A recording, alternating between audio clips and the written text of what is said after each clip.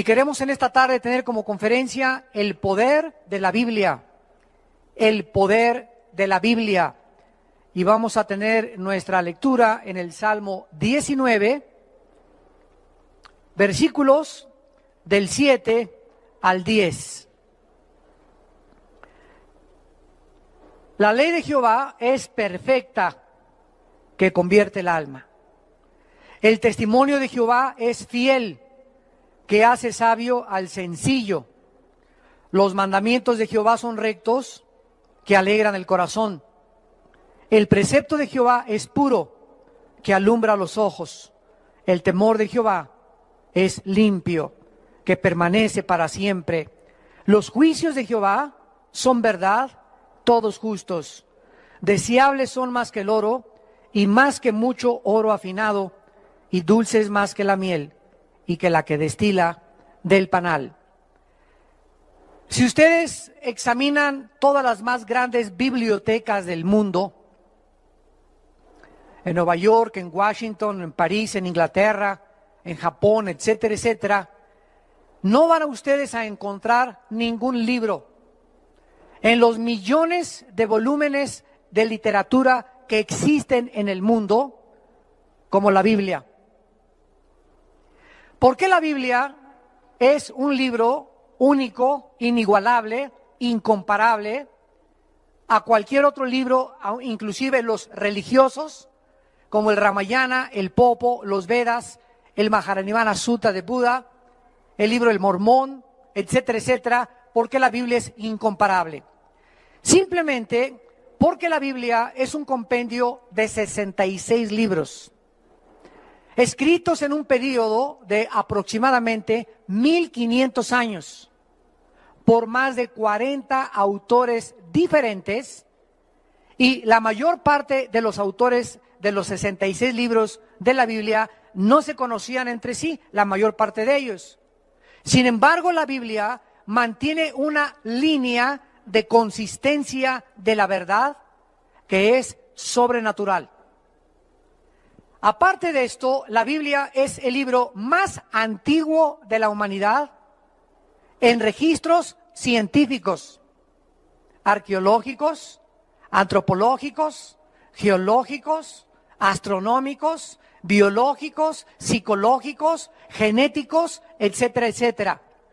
La Biblia contiene la literatura y la poesía más profunda de cuantos poetas, escritores o dramaturgos hayan existido. Y la Biblia además es el único libro que contiene verdades absolutas. Todos los demás libros que tú puedas leer contienen verdades relativas. La Biblia contiene la revelación de la mente de Dios a la mente humana. La Biblia contiene las verdades más profundas que el ser humano pueda necesitar para saber y contestar las tres preguntas que ni la filosofía, ni la religión, ni la ciencia te pueden contestar. La Biblia es el único libro que nos dice de dónde venimos, quiénes somos y a dónde nos dirigimos. La ciencia jamás podrá decirnos el origen, porque para que sea científico tiene que ser repetitivo. La ciencia jamás nos podrá llevar al pasado y decirnos la Tierra se inició o comenzó, o el origen de la vida o el origen del universo fue así. La ciencia solo puede hipotetizar, especular, filosofar, divagar en diferentes presuposiciones filosóficas, porque la ciencia se ocupa solamente de la observación. A través de los fenómenos alrededor, los mete a un tubo de ensayo, analiza de lo que observa. La ciencia no puede remontarnos al pasado, porque para que sea científico tiene que ser repetitivo.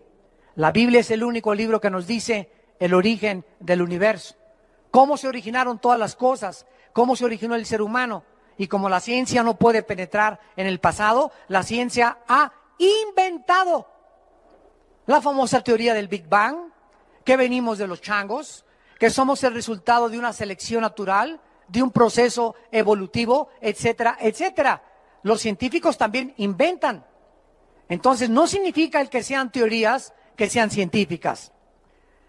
Dentro de la historia de la literatura y la filosofía, repito, no hay nada que se pueda comparar a la Biblia. Nadie hasta el siglo XXI en que vivimos nosotros, ningún dramaturgo, ningún escritor, ningún filósofo, ningún presidente, ningún estadista, nadie se ha atrevido a decir hasta este momento, este libro es mejor que la Biblia. Tú dile a tu maestro, a cualquier persona rétala a que te muestre un libro que supere a la Biblia. En literatura, en poesía, en historia, en geografía, en ciencia, en revelación, en profecía, etcétera, etcétera. Oigamos algunos comentarios de grandes hombres de la Biblia. San Agustín de Hipona dijo: para todas las enfermedades del alma, las Sagradas Escrituras ofrecen el único remedio. Ama las Sagradas Escrituras y te amará la sabiduría. Hegel, el filósofo alemán, escribió: para el cristiano, la Biblia es la que toca todas las fibras de su corazón e imparte firmeza en sus convicciones. Yo, aunque no soy cristiano, no he encontrado profundidad de pensamientos y filosofía como en las Sagradas Escrituras. Abraham Lincoln, presidente en Estados Unidos, escribió en su diario: creo firmemente que la Biblia es el mejor libro que ha existido y que existe y que existirá. Es el don más grande que Dios le ha dado a la humanidad. Todo el bien que emana de la persona del Salvador Jesucristo se nos comunica a través de las páginas de las Sagradas Escrituras. George Washington, el primer presidente de Estados Unidos, dijo en su primer discurso en Washington: es imposible que un gobernante se atreva a gobernar sin tomar en cuenta a Dios y a las Sagradas Escrituras. Immanuel Kant, otro filósofo que introdujo la razón pura, dijo: la Biblia para el pueblo es el mejor beneficio que la raza humana haya experimentado.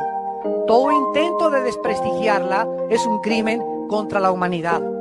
Isaac Newton, el gran físico matemático, dijo: existen más señales de autenticidad en la Biblia que en la historia profana de la humanidad. Esta es la razón por la cual Jesucristo es mi Señor y Salvador. Isaac Newton era cristiano, Blaise Pascal era cristiano, Louis Pasteur era cristiano y la mayor parte de los científicos antes del siglo XX fueron cristianos. Pero no fue hasta el siglo XX cuando surgieron el mayor número de ateos. Y paralelamente a que el siglo XX fue el siglo donde más descubrimientos científicos y más avances tecnológicos la humanidad ha tenido, fue el siglo donde más ateos ha tenido la historia, como Sigmund Freud, Carlos Marx, Carlos Darwin, Friedrich Nietzsche, Ingersoll, Hitler, Jean-Paul Sartre, Carlos Sagan, etcétera, etcétera. ¿Por qué? Porque el hombre en el siglo XX se ensoberbeció por los inventos, por la tecnología y por la ciencia que hemos alcanzado. Vamos pues ahora a la segunda carta del apóstol Pedro, capítulo 1, y comencemos a estudiar la inspiración en primer lugar de la Biblia. Porque la Biblia, damas y caballeros, no es un libro que haya sido escrito por la voluntad humana. Síganme con mucho cuidado. Los escritores de la Biblia como Moisés, David, el apóstol Pedro, Lucas, el apóstol Juan, el apóstol Pablo, no tomaron libros o pergaminos y comenzaron a escribir de su imaginación o lo que ellos creían, sino que cuando juntamos los 66 libros de la Biblia, escritos en un periodo de 1500 años, donde la mayor parte de los autores eran pescadores, obreros, carpinteros, reyes, estadistas, profetas, y casi ninguno se conoció entre ellos, encontramos que todos ellos hablan de lo mismo. Que la consistencia de sus pensamientos es como si alguien los hubiera dirigido para que el tema central de sus pensamientos fuera la persona del Hijo de Dios. Porque desde el Génesis hasta el Apocalipsis, el mensaje central de la Biblia es la persona de Jesucristo. El plan de Dios para la salvación en el Cordero de Dios que quitó el pecado del mundo. La Biblia entonces no es un libro que se pueda interpretar privadamente. Esta es la razón por la cual existen las sectas. ¿Qué es una secta? Un grupo determinado de personas que tienen un líder y que el líder lee Apocalipsis y dice, no, yo creo que estas cabezas son las cabezas del chupacabras. O no, yo creo que estos, los 7 espíritus significan las 7 demonios que salieron no sé de dónde. Y pues yo creo que esto significa aquello y el otro. Y cuando la gente comienza a interpretar la Biblia de acuerdo a lo que yo creo, a lo que yo me imagino, es cuando comenzamos a proferir herejías. Cuando comenzamos a salirnos totalmente del camino y por eso se forman las sectas. Por ejemplo, ahorita en Puerto Rico hay un hombre que se llama José Luis Miranda y que dice que es el anticristo. 100,000 personas se han marcado ya con el símbolo del 666. ¿Quieren ustedes ver esto? Vean, métanse a internet en la página creciendoenlagracia.com. Creciendoenlagracia.com. Ahí sale este hombre, sus mensajes, nada más que no le vayan a mandar cartas, No se queden ahí. Y ahí vas a ver cómo se está marcando la gente de su iglesia, más de 100,000 personas. ¿Cómo puede la gente creerle que esa persona diga que él es el anticristo? Que no existe la verdad, que no existe el infierno, que no existe el cielo, que no existe el pecado. Todo esto, ¿por qué? Porque la Biblia la interpretaron privadamente. Y en 2 de Pedro, capítulo 1, versículo 19 al 21, el apóstol Pedro nos lo explica. 2 de Pedro, capítulo 1, versículo 19. Tenemos también la palabra profética más segura, a la cual hacéis bien en estar atentos como a una antorcha que alumbra en lugar oscuro, hasta que el día esclarezca y el lucero de la mañana salga en vuestros corazones. En primer lugar, se nos explica que en medio de tantas tinieblas, de tantas filosofías, de tantas sectas, de tantos falsos profetas y de tantos falsos líderes religiosos, la única luz es la Biblia. Haríamos bien en estar atentos a la Biblia hasta que el día esclarezca. ¿Cuándo es este día? Cuando Jesucristo regrese por segunda vez. Mientras Jesucristo regrese al mundo, la única luz que tiene la humanidad es la Biblia. Y haríamos bien en estar atentos a ella como a una antorcha, porque es la única luz, el único libro que nos revela la verdad. Dice el versículo 20, entendiendo primero esto. Es importante comprenderlo, que ninguna profecía de la Escritura es, ¿qué dice? De interpretación privada. No hay nada que podamos tomar de la Biblia y yo interpretarlo a mi manera, porque nunca la profecía fue traída, aquí está, por voluntad humana. Entonces, ¿cómo fue escrita la Biblia? Los santos hombres de Dios hablaron siendo inspirados por el Espíritu Santo. La Biblia, pues, es un libro inspirado por Dios. La palabra inspirado significa dentro, soplar. Entonces, cuando hablamos nosotros de inspiración, estamos hablando que Dios sopló en Pedro, sopló en David, sopló en las personas que estaban escribiendo los libros, sus pensamientos de Él, de Dios. Por ejemplo, David escribió el Salmo 22 y comienza David en el Salmo 22, Dios mío, ¿por qué me has desamparado? Él no sabía que estaba escribiendo lo que 1000 años después en la cruz Cristo iba a expresar antes de morir. Lama sabactani, ¿por qué me has desamparado? Y continúa el Salmo 22, horadaron mis manos y mis pies, sobre mi ropa echaron suertes, mi corazón fue derretido como la cera.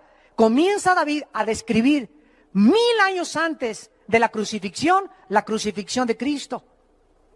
El profeta Isaías comienza a escribir: porque un niño nos es nacido y su principado sobre su hombro y su nombre se llamará Emmanuel, príncipe de paz, etcétera, etcétera. Estaba describiendo el carácter y los nombres del Hijo de Dios.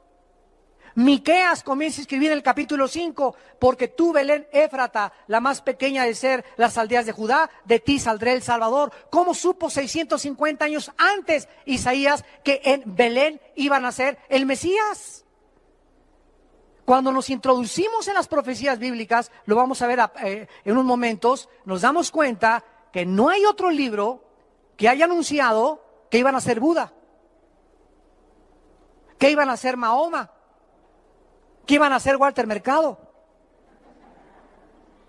que iban a ser tu gurú, o el Dalai Lama, o David Koresh, o Jim Jones, o el fundador de los mormones, o el fundador de los testigos de Jehová, o el fundador de los sabáticos. Pero la Biblia hablaba claramente el futuro que vendría el Hijo de Dios, con claridad de detalles. La Biblia no fue traída por voluntad humana, sino los santos hombres de Dios hablaron inspirados por el Espíritu Santo. Y esto significa, en tercer lugar, que la Biblia, para que la podamos interpretar, necesitamos al que la escribió. ¿Verdad? ¿Quién es el autor de la Biblia? El Espíritu de Dios. Entonces, si yo vengo a la Biblia, aunque yo sea físico, matemático, literato, dramaturgo, doctorado en ciencias políticas, doctorado con 3 o 4 títulos académicos, soy muy inteligente y tengo 3 premios Nobel inclusive, de medicina o de astronomía o de ciencia o de matemáticas o lo que sea. Cuando yo vengo a la Biblia y no tengo dentro de mí al autor de la Biblia, al Espíritu Santo, mi inteligencia humana no me sirve. Porque comienza a chocar con algo que no es de los hombres. Son pensamientos tan elevados que para mi mente es locura.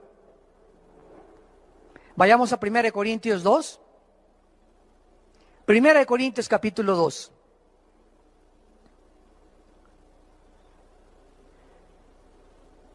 Y dice el versículo 10 en adelante, 1 Corintios 2, versículo 10 en adelante: pero Dios nos las enseñó. ¿Eso dice? La Biblia se revela. La Biblia viene a la mente humana por revelación. Miren, la mente humana tiene un límite, porque somos finitos. Por eso Friedrich Nietzsche, Jean-Paul Sartre, Adolfo Hitler y los grandes ateos se han vuelto locos al final de su vida, porque no entendían a Dios y lo querían entender con su mente. Y el razonamiento y las conclusiones filosóficas humanas no sirven para cruzar esta línea a donde llega el límite o la finitud de la inteligencia o del intelecto humano. Para cruzar el intelecto humano y el razonamiento humano y poder trasladarnos a la dimensión donde la mente natural no puede comprender las cosas que son más allá de la mente natural, necesitamos que de este mundo dimensional, espiritual, entre alguien a nuestra mente y nos revele el mundo que trasciende mi capacidad finita de poder razonar. ¿Capisce?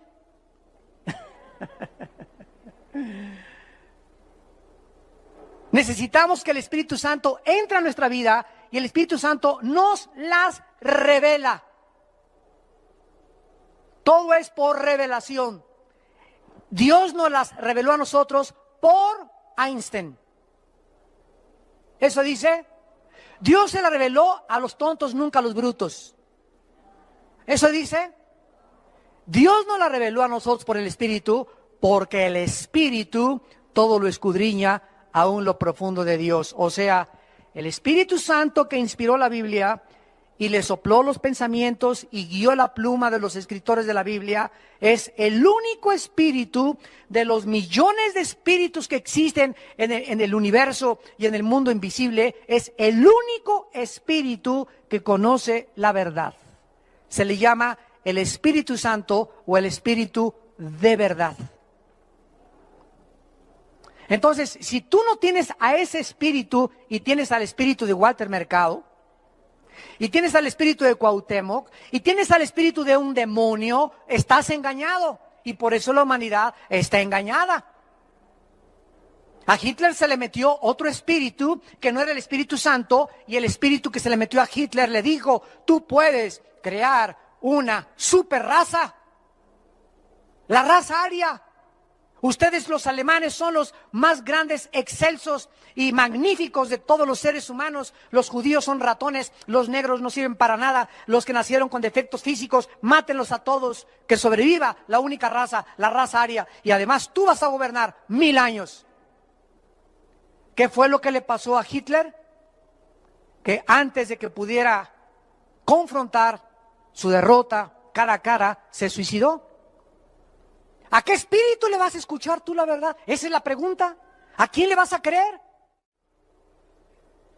Dice el versículo 11 de 1 Corintios 2.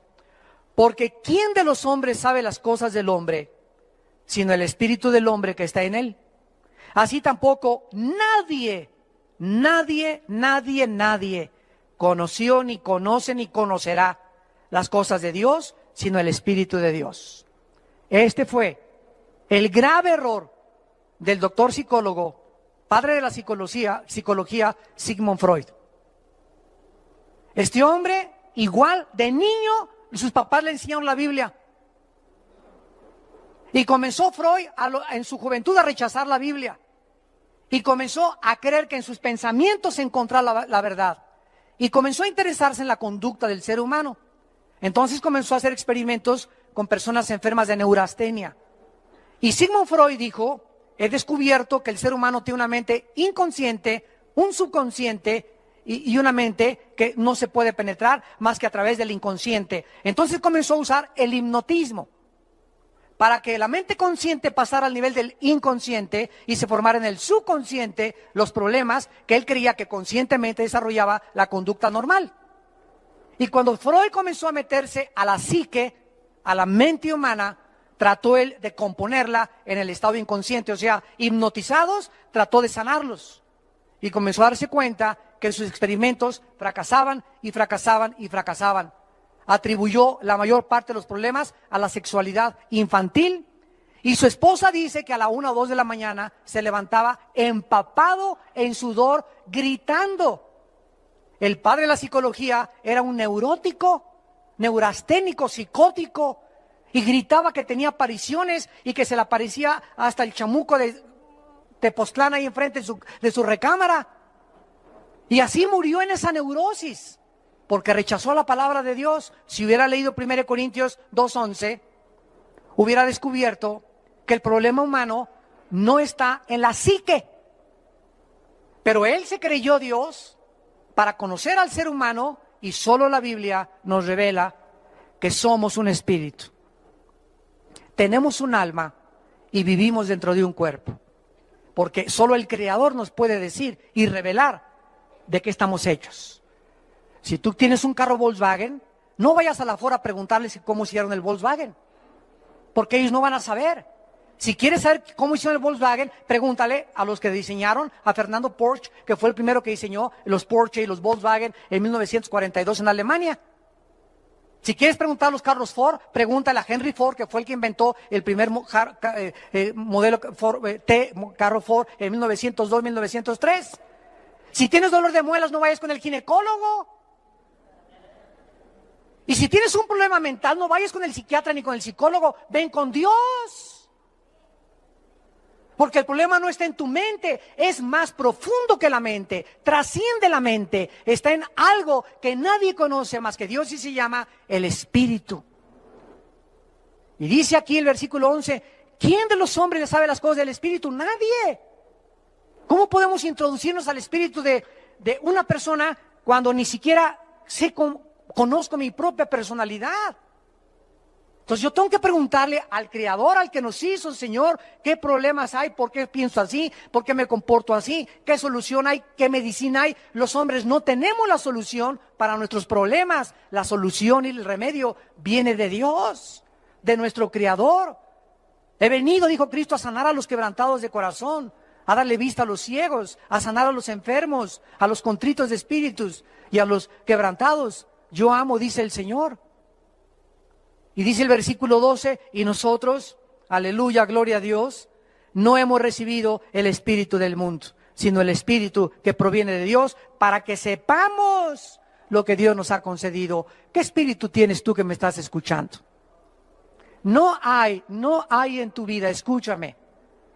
Cualquiera de ustedes que haya venido en esta mañana, quiero decirles algo, no hay en tu vida más que uno u otro espíritu. O tienes el espíritu del mundo y piensas como el mundo y oyes al mundo y actúas como el mundo y le crees al mundo, o tienes el espíritu de Dios y oyes a Dios y sigues a Dios, porque Jesús dijo, mis ovejas oyen mi voz y me siguen.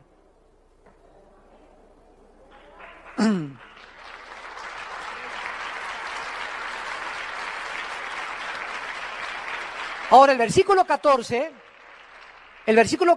que es el que nos atañe y compete, dice así, versículo 14, pero el hombre natural en la Biblia es aquel que no tiene el Espíritu de Dios, el que tiene el espíritu del mundo. El hombre natural no percibe las cosas que son del Espíritu de Dios, porque para él son locura y no las puede entender. Porque se han de razonar, dice, no, dice se han de discernir. Y por eso escuchas tú en la televisión y en Discovery Channel y en History Channel y los comentarios en televisión y aquí la Biblia. Yo no entiendo cómo puede un Dios justo mandar matar a los cananeos, y esto es una contradicción. Y aquí la Biblia, yo no entiendo que el infierno, y comienzan a tratar de atacarla, agredirla, porque el hombre agrede y ataca lo que no entiende. ¿Por qué no la entienden? Porque no tienen al Espíritu de Dios. Y creen que con su mente intelectual y sus conocimientos científicos y literarios pueden ellos interpretar y conocer los pensamientos de Dios. Pero para ellos es locura, porque las cosas de la Biblia no se razonan, se tienen que discernir. Escribe la palabra discernir. Significa distinguir entre la luz y las tinieblas. Discernir significa distinguir, es una capacidad espiritual para poder distinguir entre el bien y entre el mal, entre la luz y las tinieblas, entre la verdad y entre el error. Entonces llega una persona y te dice, yo soy homosexual. ¿Y qué? Gobierno, respeten mis derechos, háganme una ley por favor para que me pueda casar con Pepe.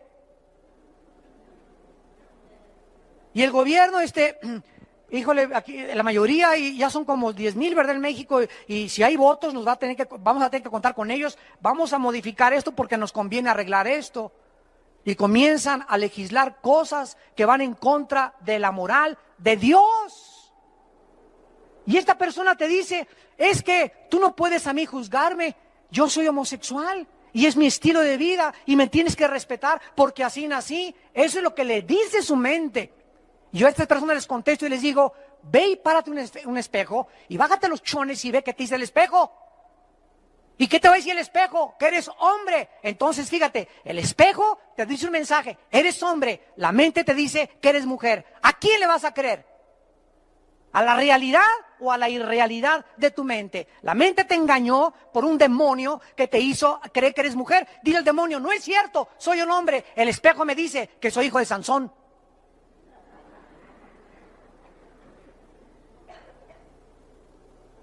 Las mentiras de los espíritus que tratan Britney Spears, Madonna, Elvis Presley, cantantes, deportistas, estadistas, políticos, engañarlos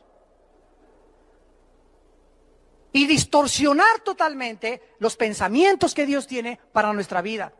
Dios me dice, eres hombre, te crié con órganos masculinos reproductivos para que seas viril, para que seas no macho, ¿verdad? Sino para que seas una persona que puedas velar por tu familia, para que te puedas enfrentar a la sociedad. Te di capacidades que a las mujeres no les di. No trates de hacer así las manitas cuando te puse manos duras. Ni camines quebrado, camina como soldado. Pero algo en tu mente te ha hecho creer que camines como Aleluya, como Alelí, que doy las manos como mariposón.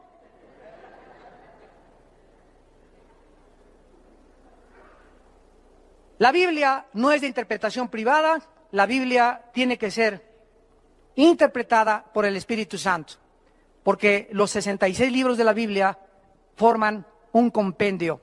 Entonces, si yo quiero estudiar Apocalipsis, y me meto a Apocalipsis, a estudiar Apocalipsis, sin antes haber estudiado Daniel y Ezequiel, me voy a empachar. No voy a poder entender ni qué son las trompetas, ni los 7 espíritus de Dios, ni los 7 juicios, ni las 10 cabezas, etcétera, etcétera, porque no es de interpretación privada.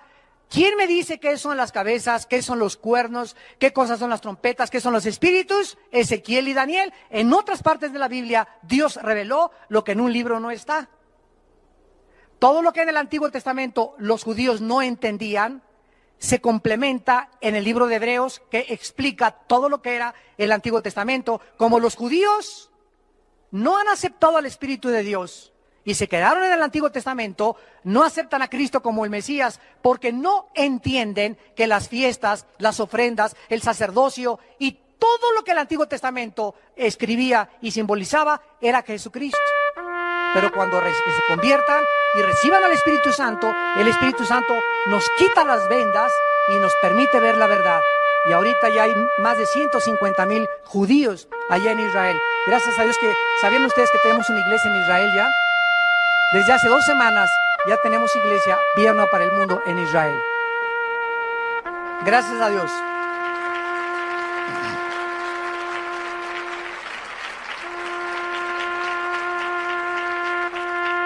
Vayamos a 2 de Timoteo, capítulo 3. 2 de Timoteo, capítulo 3.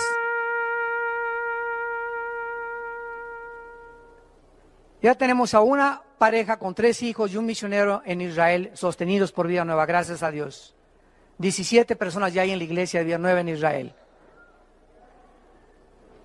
2 de Timoteo, capítulo 3, versículo 16 al 17. 2 de Timoteo 3, 16 al 17. Toda la Escritura, no algunas partes, toda la Escritura es inspirada por Dios. Hace 3 años tuve un debate en Radio Red con un hombre llamado Gutiérrez Vivó contra 2 jesuitas. Y pues vieron que entré a la cabina con la Biblia. Se comenzaron como a poner nerviosones. Y me dice uno de los jesuitas, es que yo nada más creo en algunas partes del Nuevo Testamento. Le dije, ¿en cuáles partes cree usted del Nuevo Testamento? Bueno, las partes que les convienen a ellos, ¿verdad? Y me dice, porque hay muchas cosas del Antiguo Testamento, perdón, que yo no creo.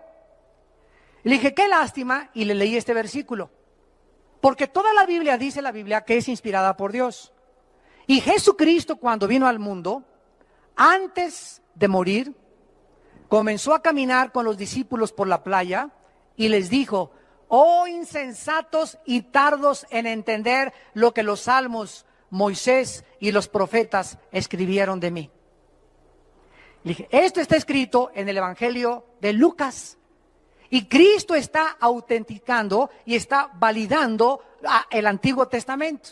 Entonces, si usted me dice que no cree en el Antiguo Testamento, tampoco cree en Jesucristo, porque Jesucristo dijo que el Antiguo Testamento hablaba de él. La gente habla lo que no sabe. Dice la Biblia que se corrompen como animales irracionales y se ponen a discutir cosas que no entienden y se creen sabios en su propia opinión y profesando ser sabios se hacen necios. Toda la Escritura, dice 2 de Timoteo 3, toda la Escritura es inspirada por Dios y útil. Y escuchen para qué Dios nos dejó la Biblia: para enseñar, número 1, 2, para redarguir, 3, para corregirnos, 4, para instruirnos con el propósito de que seamos maduros. Lleguemos o alcancemos la madurez. En primer lugar, la Biblia nos enseña. ¿Qué nos enseña la Biblia? ¿De dónde venimos? ¿Quiénes somos? ¿A dónde nos dirigimos? Nadie más que la Biblia me puede enseñar quién soy, de qué estoy formado, ¿Por qué nací? ¿Cómo se originó el universo? ¿A dónde va mi vida? ¿Hay vida después de la muerte? Solo la Biblia me puede decir. ¿Y cómo es la vida después de la muerte? Solo la Biblia me lo puede decir. ¿A dónde van los espíritus después de la muerte? Solo la Biblia nos lo puede revelar. Ningún otro libro te dice que hay vida después de la muerte. ¿Y qué hay? ¿Y qué pasa con los espíritus? ¿Y qué es lo que sucede después del juicio final? Más que la palabra de Dios. Nos enseña la Biblia el camino de la verdadera moral, de la educación, de la política, de la ciencia, cómo educar a los hijos, cómo ser un buen esposo, cómo ser un buen matrimonio, cómo la gente no tiene la Biblia, va con la doctora Corazón, va con Walter Mercado, va con el psiquiatra, va con el psicólogo, va con la comadre, va con la suegra. Enséñame a educar a mis hijos. Mi hijo tiene un problema, ¿me puedes dar un consejo, comadre? Y tu comadre es hasta atea. Tenemos la palabra de Dios más segura para poder estar atentos a ella, porque ella es nuestro maestro. En segundo lugar, nos redarguye. Esto significa nos convence. Haz de cuenta que este es el camino por el cual caminamos. La Biblia me va enseñando cómo portarme, cómo ser ciudadano, cómo ser padre, etcétera, etcétera. Y cuando me trato de salir del camino, es la Biblia la que me redarguye, o sea, me convence dentro del Espíritu Santo que lo tengo dentro. Armando, vas mal, vas mal, vas mal, vas mal, regrésate al camino. La Biblia nos convence. Cristo dijo, cuando el Espíritu venga, Él los convencerá de pecado. Tú no puedes convencer a tu esposo, ni a tu hijo, ni a tu vecino, ni a tu suegra de pecado. Tú le puedes decir a una persona, eres un borracho, parrandero, te vas a ir al infierno. Mira, hijo, no vayas a esa discoteca porque te vas a ir al infierno. Dile lo que le digas a la gente.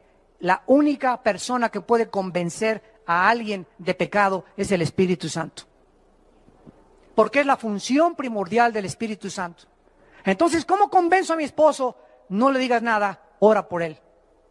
Que el Espíritu Santo lo convence. Y el Espíritu Santo usa la Biblia. Ayer en el mensaje en México, los 4 jinetes del Apocalipsis, hablé sobre la inutilidad del ateísmo. Y al acabar el mensaje ayer se acerca un señor y me dice, soy profesor de la universidad en el Tecnológico de Monterrey y he sido ateo durante 37 años. Su esposa venía con él llena de lágrimas, era cristiana, 3 hijas muy lindas que tenía, jóvenes todas, también cristianas. Y habían estado orando por su papá durante 7, 8 años, que tenían de convertidos más o menos. Y me dice, hoy por primera vez quiero comenzar a leer la Biblia. Estoy convencido ahora que soy un soberbio y que he rechazado a mi familia, ya hasta me quería ir con otra mujer y dejar a toda mi familia, y quiero hoy verdaderamente conocer la palabra de Dios y seguir a Jesucristo. Y estaba su esposa llena de lágrimas, llorando, las muchachas también, pero vean ustedes, ¿quién fue lo que lo convenció a este hombre que fue a un desayuno para que le entregara su vida y cambiara radicalmente su vida en menos de 10 o 15 minutos la palabra de Dios? Por eso cuando tenemos desayuno les decimos a ustedes, traigan personas no cristianas. Trae a tu abuelita, trae al jefe de tu trabajo. Si tienes carga por alguien de tu familia, invítalo. Solo oyendo la gente la palabra de Dios se puede convertir. Porque el Espíritu Santo usa la Biblia. No usa la sabiduría humana, usa la Biblia. En tercer lugar, la Biblia nos corrige. No solamente nos convence regresar, sino que nos enseña cómo regresar al camino. ¿Eres cristiano? ¿Eres cristiana? ¿Tienes al Espíritu Santo y te caíste ayer del caballo? ¿Te caíste hace una semana del caballo? ¿Fornicaste con tu novio hace 3 días? ¿Ya te besuqueaste y dejaste que tu novio te...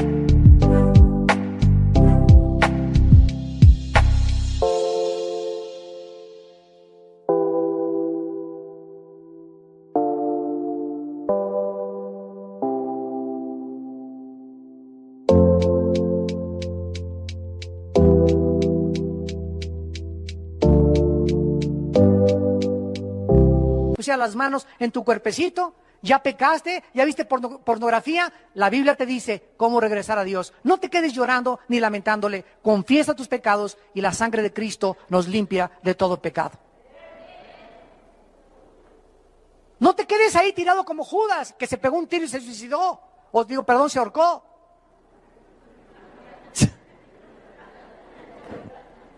Ni yo soy perfecto. ¿Ya ven? Claro. En cuarto lugar, dice la Biblia, en cuarto lugar, que nos instruye, no solamente nos convence para regresar al camino, nos redarguye cómo regresar al camino, sino que nos instruye, o sea, nos enseña cómo mantenernos en el camino. Ya que regresaste, ya que le pediste perdón a Dios, ahora Jesús te dice en esta mañana, no te sueltes de mi mano. Te caíste y te fuiste y pecaste porque te soltaste de mi mano. Porque separados de mí, nada podrán hacer. Veamos en penúltimo lugar el poder de la Biblia, porque la Biblia no solamente no fue escrita por hombres de su propia imaginación, fue inspirada por Dios, nos enseña, nos redarguye, nos corrige, nos instruye, pero también la Biblia nos transforma interiormente. Segunda de Corintios 3, versículo 18. Hoy en la mañana, en el mensaje que les di acerca del quebrantamiento, les dije lo siguiente. Todos hemos nacido con una concha, con una caparazón. Les dicen a muchos el caguamo. Como tortugas así, traemos algo que no queremos que la gente se asome a mi vida secreta, a mi vida interior. A mi esposa no le quiero revelar realmente lo que yo siento ni lo que yo expreso porque tengo miedo que me lastime. Porque tal vez mi ex esposa o mis otras 3 maridos anteriores me lastimaron y comenzamos a protegernos de que ya nadie más se acerque a nosotros, ya no podemos darle la amistad a nadie porque al que le di la amistad me traicionó. Y comenzamos a tratar de construir una concha para que ya nadie se acerque ni conozca nuestros sentimientos. Y esta capa, este caparazón, Dios lo va a tener que romper. Porque Dios no puede trabajar en tu vida mientras tú no tengas una apertura y puedas decirle claramente a Dios, Señor, no tengo miedo de volver a amar. Mis otros 3 maridos y mis 5 mujeres anteriores me traicionaron, etcétera, etcétera. A mi sexta mujer, a mi sexto marido, lo voy a volver a amar. Y si él me quiere volver a traicionar, o si ella me quiere volver a ver la cara, es un asunto con ella y contigo, Señor. Pero yo nunca quiero perderme la facultad que tú me has dado de amar. Porque cuando amamos es cuando somos felices. Y el amor no es interesado, el amor no tiene envidia, el amor no es indecoroso, el amor no busca lo suyo, todo lo sufre, todo lo espera, no guarda rencor. Entonces, no necesitas ser feliz si te aman o no te aman. Tú puedes, aunque no eres amado, ser feliz, porque nuestra felicidad no depende del que nos ama, sino de Dios. Y si tú sabes si Dios te ama y la gente no te ama, no dependes para ser feliz de la demás gente. Porque toda la vida serías infeliz, porque estamos rodeados de lobos, de coyotes y de hienas. Y de mazacuatas y cascabeles. Por tanto, según de Corintios 3:18, nosotros todos, mirando a cara descubierta, como en espejo la gloria del Señor, somos, ¿qué dice? Transformados de gloria en gloria, en la misma imagen, como por el Espíritu del Señor. Vean ustedes, mirando, al mirar la Biblia, no dice mirando Calimán, ni las telenovelas, mirando con un espejo la gloria en la Biblia, al mirar la Biblia, al leer la Biblia, al meditar la Biblia, al memorizar la Biblia, algo internamente está sucediendo en tu vida y en mi vida. Y esto, algo que está sucediendo, cada vez que leo la Biblia, que la oigo, que la medito, me está cambiando, me está transformando. La palabra metamorfosis, cambio de forma, internamente. Por afuera cada vez más canas, más arrugas, el corazón late menos, el hígado, los riñones, por afuera todo se está deshaciendo. Pero por dentro, dice la Biblia, nos estamos renovando, transformando, porque pronto nos vamos a salir como los gusanos y como el gusano de seda y la mariposa de este caparazón, y el cuerpo viejo tirado se va a quedar en la tumba, y aquel que estaba siendo renovado va a salir para volar eternamente con el Señor. Imagínate cuando mueras no puedas ni hacer así, porque nunca transformaste, nunca cambiaste tu vida interior, siempre y siempre amargado, y siempre con problemas, y nadie me hizo feliz, y nadie me quiere, y no me rechazan, me dicen Anita la huerfanita.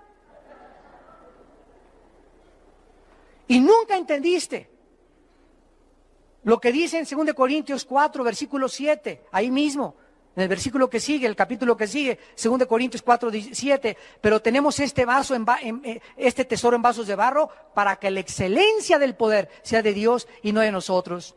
Y dice el versículo 16 y 17, por tanto, no desmayamos. ¿Tienes al Espíritu Santo? ¿Tienes al Espíritu Santo? ¿Saben ustedes cuál es una de las indicaciones que una persona tiene al Espíritu Santo? No se rinde. No se da por vencida. Ya te cachetearon, ya te traicionaron, ya te calumniaron, ya te abandonaron, ya te dejaron, sigues en tu caballo. Tututum, tututum, tututum, tututum, tututum. Y te vas cayendo en el caballo y te subes otra vez al caballo. Y te andan tumbando el casco de la salvación y te lo vuelves a poner otra vez. Y se te cayó la fe, te lo recoges otra vez. Un soldado de Dios nunca se queda en el suelo.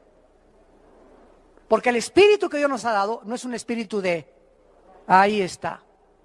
No tenemos miedo a la vida. Es verdad que muchas veces tememos y nos desanimamos, pero no nos dejamos abatir por el desánimo y desmayados, y ya no puedo, y me dicen Gutierritos, ya no voy a hacer nada en la vida, yo de aquí ya no me voy a levantar, ya no voy a encontrar nunca esposo, ya nunca voy a encontrar novio, ya me dicen Betty la fea.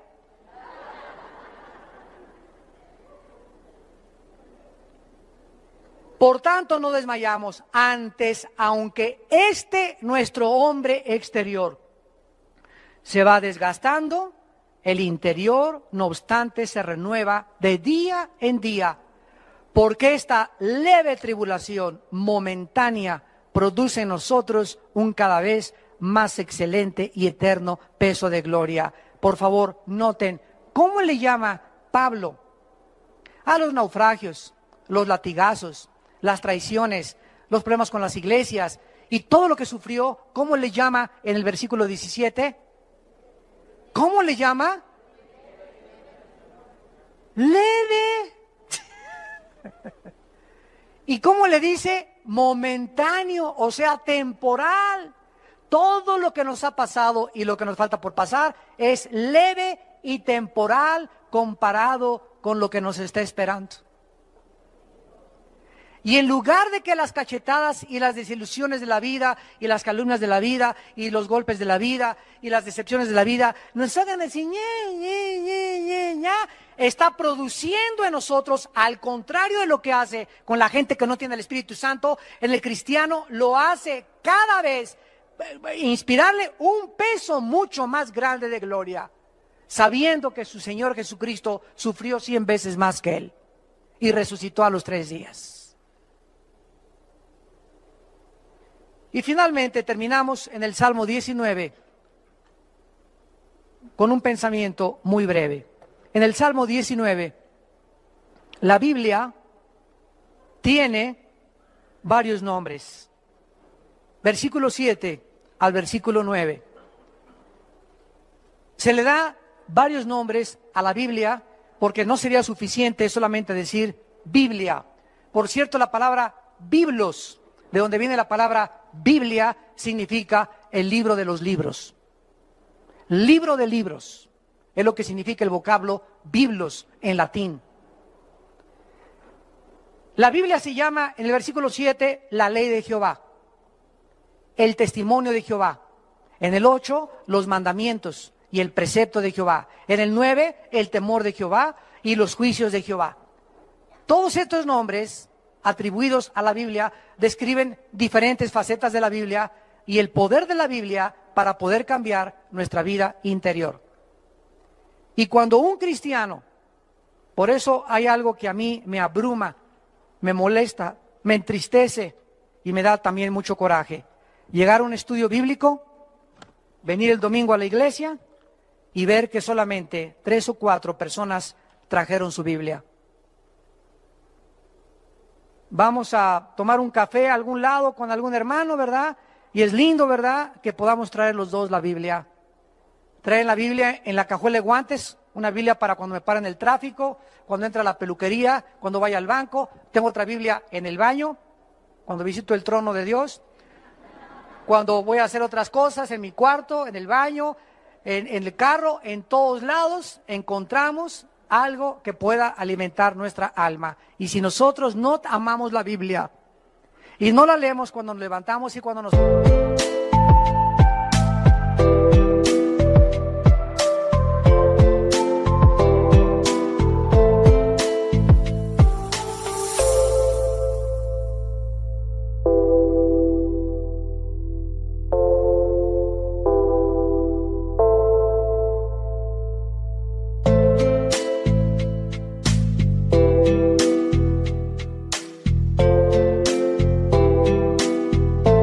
acostamos y no le damos a la Biblia la prioridad, con todo el corazón la debemos amar y meditar en ella día y noche, y no la memorizamos.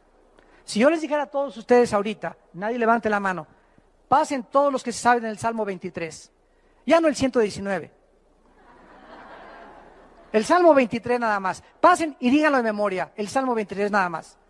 Pasen por favor todos los que saben, cítenme 25 versículos de memoria. Díganme, ¿quién se sabe Juan 10 de memoria?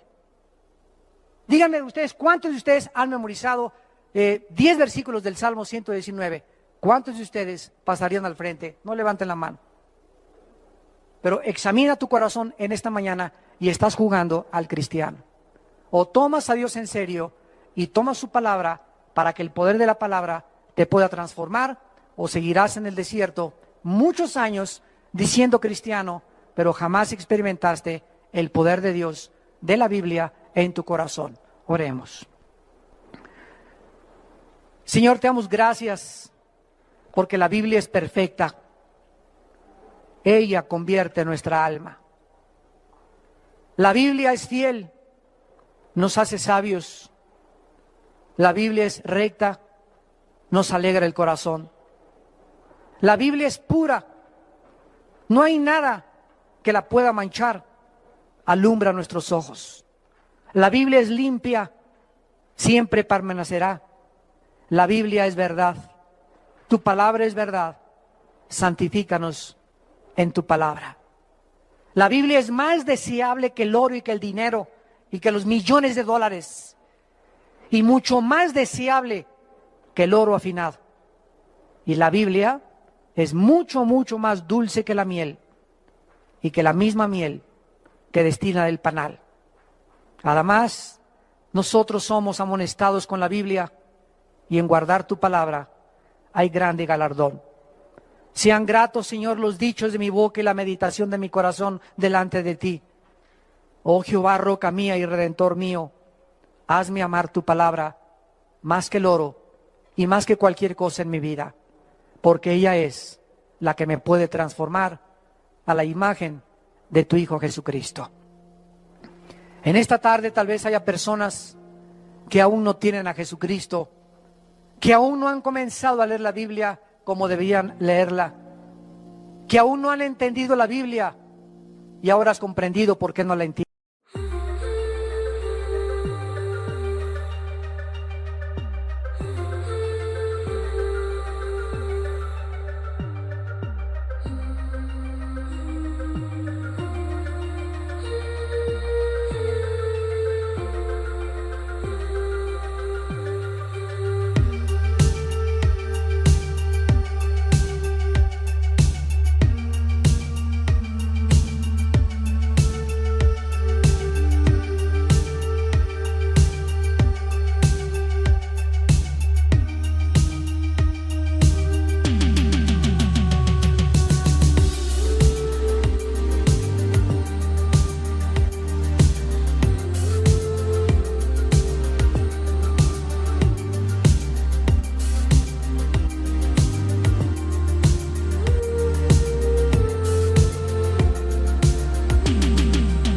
entiendes, porque no tienes al Espíritu de Dios. ¿Qué tengo que hacer? Me preguntarás esta tarde, para yo comenzar a leer la Biblia y entenderla, y comenzar a caminar de la mano con Dios, y experimentar esa seguridad, ese poder, esa dirección, esa esperanza que mi vida necesita. Cree en Jesucristo, dice la Biblia, y arrepiéntete de tus pecados. Arrepiéntete de tus pecados, de la forma en que estás viviendo, del estilo de vida que has adoptado. Reconoce que vives equivocadamente delante de un Dios santo, que Él es el que pone las reglas, no nosotros, de cómo debemos de vivir. No le hagas caso a los pensamientos de cómo vive el mundo, porque no somos dioses ninguno más que Dios. Él es el legislador de la moral, Él es el dador de la ley, Él es el creador de todas las cosas, y solo Él nos puede sanar, cambiar, transformar y darnos el poder de vivir para Él.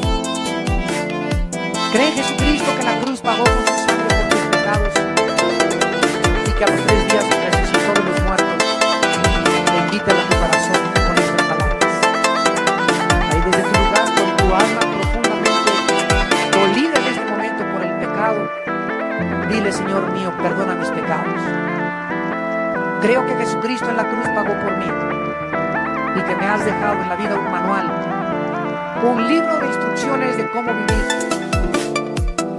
In the heart of winter's night, the world is still and calm. Snowflakes dance in silver light, like whispers in a song. Through the window, frosty panes, a quiet glow remains. Echoes of a soft refrain, where only silence reigns. But in the cold and lonely dark, a sound begins to play, a melody that sparks the night and sweeps the cold away. Oh, the sound of winter's serenade, a symphony so sweet.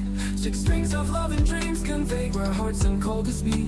Every note a star above, in the sky so deep and wide. The song of winter's tender love, in the night we confide.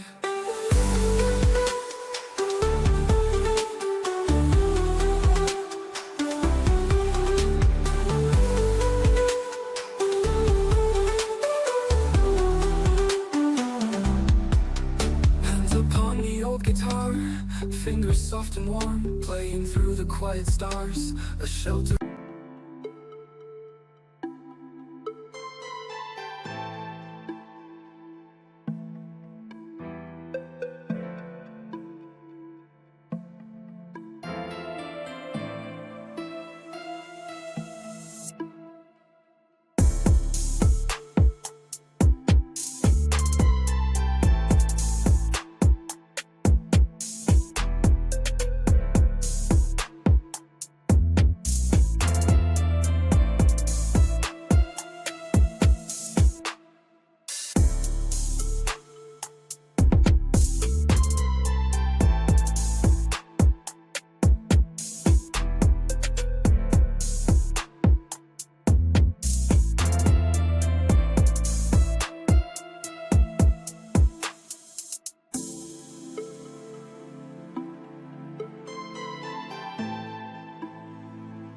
De dónde vengo, por qué estoy viviendo en esta tierra, y después de mi muerte, ¿qué sucederá? Creo que tu Biblia es la revelación completa que mi vida necesita para alcanzar la madurez, para llegar a la estatura de un varón perfecto, a la estatura de Jesucristo. Te pido, Jesús, que entres a mi vida como mi Señor y mi Salvador, y te pido que me des el poder y la claridad de mente para entender tus pensamientos, en el nombre de Jesús. Amén. Y tú no tienes que salir por esa puerta como entraste. Tú puedes salir en esta tarde tocado por el Espíritu de Dios. La Biblia dice: cuando oigas mi voz, no te endurezcas. Es Jesús el que te está invitando a que vengas a Él. No te invito a ninguna religión, te invito a que vengas a una cruz donde Él dio su vida por ti, y donde Él quiere entrar a tu vida y transformar tu vida a través de la Biblia. Alguien más, antes de irnos y despedirnos, quisiera ponerse de pie y salir con Jesús.